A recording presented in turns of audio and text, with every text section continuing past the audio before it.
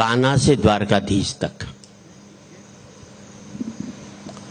कृष्ण राधा से अलग हुए वृंदावन से, उसके बाद मिले नहीं।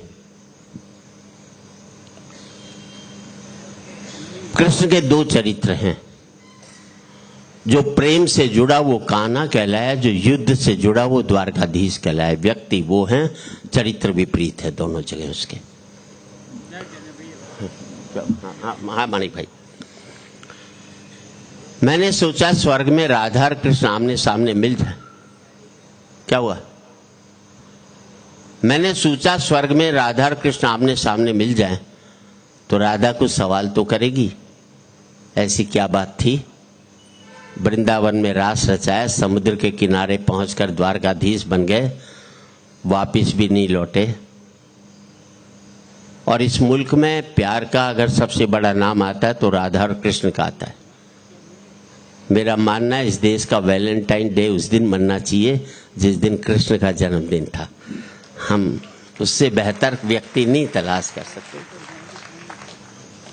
विराट भाई और सुल्तान मामा हर से बाद मिले हैं, तो आप सवाल। हाँ मानी, स्वर्ग में विचरण करते हुए अचानक एक दूसरे के सामने आ गए, विचलित से कृष्ण और प्रसन्न चित्त सी राधा। शब्द पर आपका गौर चाहूंगा। कृष्ण इसलिए विचलित थे कि प्रेम से अलग होकर गए थे, राधा इसलिए प्रसन्नचित्त थी कि प्रेम में डूबी हुई थी। विचलित से कृष्ण और प्रसन्नचित्त सी राधा। राधा मुस्काई, कृष्ण सक पकाए। इससे पहले कि कुछ कह पाते बोल उठी राधा, कैसे हो द्वारकाधीश? अब आपका आशीर्वाद चाहिए। आप अपने बेटे को पप्पू के नाम से बुलाते हो, किसी दिन उसके नाम से बुलाओगे तो बेटे को लगेगा पापा नाराज हैं क्या, मेरे प्यार वाले नाम से मुझको आज नहीं बुला रहे हैं। कैसे हो द्वारकाधीश? जो राधा उन्हें कान्हा कान्हा कह करके बुलाती थी, उसके मुख से द्वारकाधीश का संबोधन कृष्ण को अंदर तक घायल कर गया। फिर भी अपने आप को संभाल लिया। बोले राधा से, मैं तो तुम्हारे लिए आज भी कान्हा हूं, तुम तो द्वारकाधीश मत कहो। आओ बैठते हैं, कुछ मैं अपनी कहता हूं, कुछ तुम अपनी कहो। सच कहूं राधा, जब भी तुम्हारी याद आती थी इन आंखों से आंसुओं की बूंदें निकल आती थी। और पूरे एक व्यक्ति सबका आशीर्वाद चाहूंगा। सच कहूं राधा, जब भी तुम्हारी याद आती थी इन आंखों से आंसुओं की बूंदें निकल आती थी। बोली राधा, मेरे साथ ऐसा कुछ नहीं हुआ, ना तुम्हारी याद आई ना कोई आंसू बहा, क्योंकि हम तुम्हें भूले ही कहां थे जो तुम याद आते। और तालियां तो अब चाहिए, क्योंकि हम तुम्हें भूले ही कहां थे जो तुम याद आते, और इन आंखों में सदा तुम रहते थे, कहीं आंसुओं के साथ निकल न जाओ इसलिए रोते भी नहीं थे। और इन आंखों में सदा तुम रहते थे, कहीं आंसुओं के साथ निकल न जाओ इसलिए रोते भी नहीं थे। कृष्ण कुछ कड़वे सत्य सुन पाओ तो सुनाओ। कान्हा से द्वारकाधीश बनने पर या प्रेम से अलग होने पर तुमने क्या खोया, उसका एक आईना दिखाऊं। अब आपकी सदन की तालियां चाहूंगा साहब। तुमने क्या खोया, उसका एक आईना दिखाऊं। कृष्ण कभी सोचा इस तरक्की में तुम कितने पिछड़ गए। यमुना के मीठे पानी से जिंदगी शुरू की और समुद्र के खारे पानी तक पहुंच गए। यमुना के मीठे पानी से जिंदगी शुरू की और समुद्र के खारे पानी तक पहुंच गए। एक उंगली पर चलने वाले सुदर्शन चक्र पर भरोसा कर लिया और 10 उंगलियों पर चलने वाली बांसुरी को भूल गए। और 10 उंगलियों पर चलने वाली बांसुरी को भूल गए। जब तुम प्रेम से जुड़े थे कृष्ण, तो जो उंगली गोवर्धन पर्वत उठाकर लोगों को विनाश से बचाती थी, प्रेम से अलग होने पर वही उंगली क्या क्या रंग दिखाने लगी। सुदर्शन चक्र उठा करके विनाश के काम आने लगी। अंग वही होता है जब प्रेम से जुड़ता है तो विकास करता है, जब प्रेम से अलग होता है तो विनाश करता है।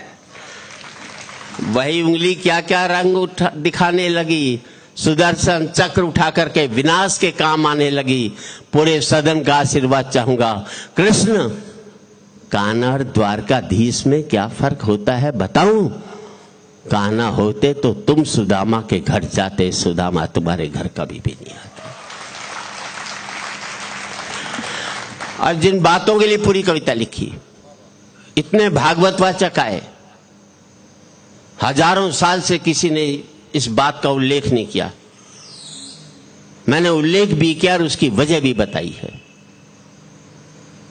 पूरे सदन का आशीर्वाद चाहूंगा। एक नई बात कहना चाहता हूं।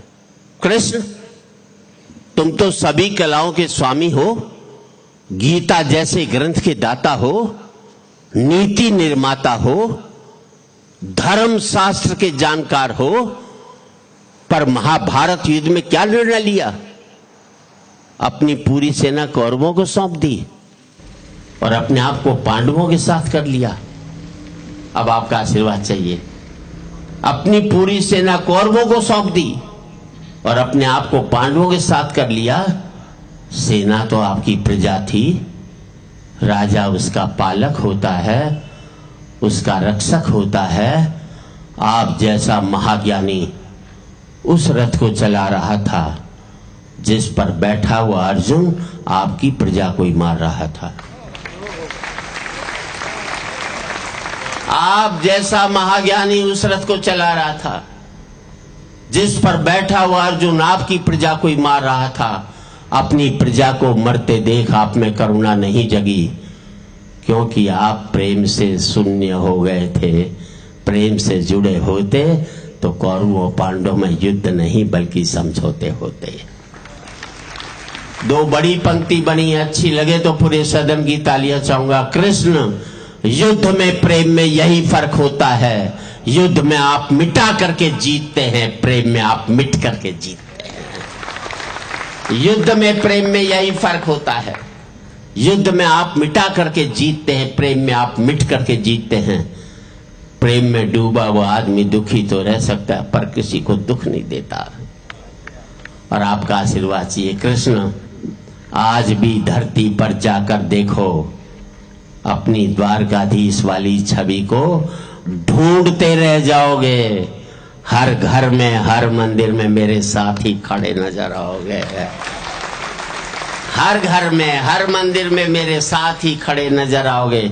और आखिरी पंक्ति, हर घर में, हर मंदिर में मेरे साथ ही। आज भी लोग गीता को अपनाते हैं, उसका नित्य नियम से पाठ करते हैं, पर धरती के लोग युद्ध वाले द्वारकाधीश पर नहीं, प्रेम वाले कान्हा पर भरोसा रखते हैं। प्रेम वाले कान्हा पर भरोसा रखते हैं। और जिस गीता में दूर दूर तक मेरा जिक्र भी नहीं, नाम भी नहीं, आज भी लोग उसके समापन पर राधे ही राधे करते